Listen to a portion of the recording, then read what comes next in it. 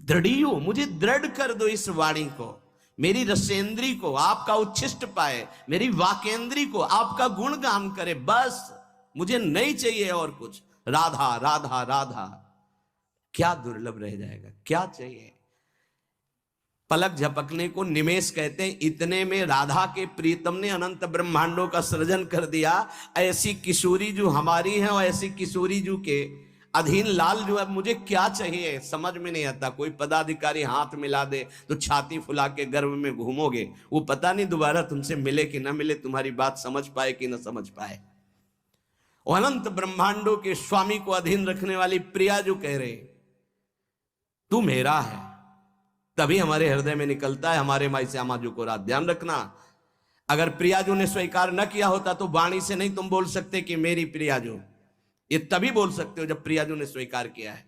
तभी यहां बैठे हो वृंदावन में प्रियाजू के घर में, तभी आप प्रियाजू के निज जनों से प्रियाजू की बात सुन रहे हो। स्वीकार करो पहले कि प्रियाजू ने तुम्हें स्वीकार किया है।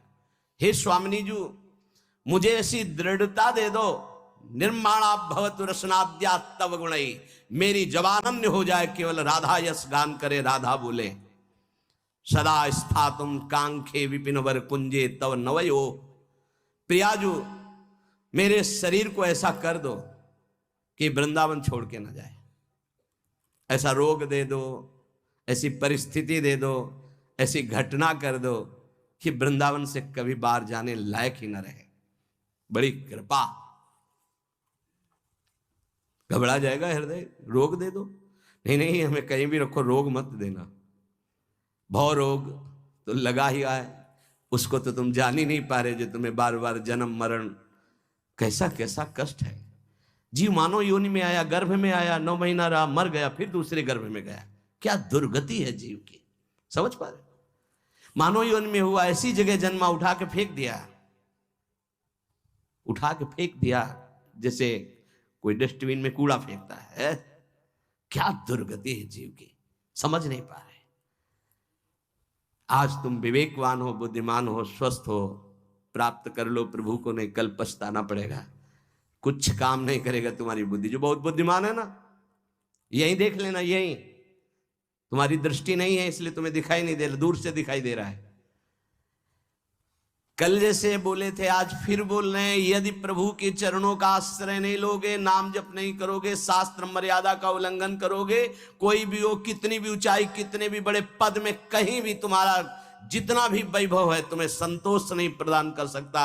तुम्हारी चेतना तुम्हें जलाएगी, देख लेना। चिंता, शोक, भय, डिप्रेशन, दुख, इससे मुक्त नहीं हो सकते।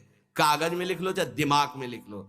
आज पुण्य काम कर रहे हैं तो खूब जय जय, और कल हमें बताना जब पुण्य का नंबर बदलेगा, तब तुम्हें उत्तर मिलेगा कि जीवन का तुमने क्या वस्तु खोया। जहां से बनना था वहीं नास्तिकता ले आए, अब क्या तुम्हारे अंदर रह गया है। बहुत शायद सत्संग में याद हो, एक बार सुनाया था, ये बहुत प्रिय संत के द्वारा बताई हुई बात थी कि एक बहुत बड़े डॉक्टर थे जो विदेश से, अमेरिका आदि से डॉक्टरी से, बिल्कुल नास्तिक स्वभाव। जब कभी किसी संत की बात आती तो सीधे निंदा और गालियों से बात करते थे, अरब खरब रुपए साहब, और इतने बड़े सर्जन के डॉक्टर उनका सम्मान करते थे। एक बार किसी संत ने उनको समझाया कि डॉक्टर साहब आप बहुत बड़े हैं, लेकिन इतने बड़े नहीं कि माया के थप्पड़ को झेल जाए, इसलिए भगवान से तो नास्तिक। कौन भगवान, कैसा भगवान, कहां भगवान। तो उनका एक बार जीवन में मैं स्वयं मिलूंगा आपसे आकर। संतों का स्वभाव होता है बहुत जिद्दी। एक बार मैं आपके दर्शन करूंगा आकर और आपसे यही प्रश्न करूंगा। आज मैं नोट कर लेता हूं आपका प्रश्न और उत्तर मैं उस समय दूंगा आकर के। फिर कुछ वर्ष बाद हमको वृंदावन में मिले थे, सिंहोम आश्रम के सामने परिक्रमा मार्ग में बैठे हुए थे, बड़े उच्च कोटि के महात्मा, बड़े छद्म भेषधारी, कोई जान न पावे। तब उन्होंने बताया था उनका कुछ समय बाद एक्सीडेंट हुआ, मेरुदंड 6 जगह से टूट गए। मेरुदंड, अब हालत जानते हो मेरुदंड टूटने वाले की क्या होती है। जिंदा मरा हुआ आदमी, मरा हुआ तो ठीक है, लेकिन जिंदा मरा हुआ आदमी, जब उनको ये पता चले वो गए अस्पताल में। कहा डॉक्टर साहब पहचाना, रो पड़े, धीरे से बोले बचा लो। तो कहा अब तो गुंजाइश नहीं है, अब तो अकर्म लागू हो गया, अपना दंड देने में अब नहीं हो सकता। अब एक बात कहूं, अंतिम बना लो अगर तो नाम जपना। बोले बोल दो, कुछ भी नाम बोल दो, कुछ भी बता दो। अब मैं मान गया कि कोई ईश्वर है जिसके आगे किसी की नहीं, अब मैं किसी काम का नहीं रह गया। मेरी सब पढ़ाई लिखाई डॉक्टरी व्यर्थ हो गई, मेरा जीवन अब मृत्यु शैया पे पड़ा है। बोले अब बोलो राम, अब बोलो।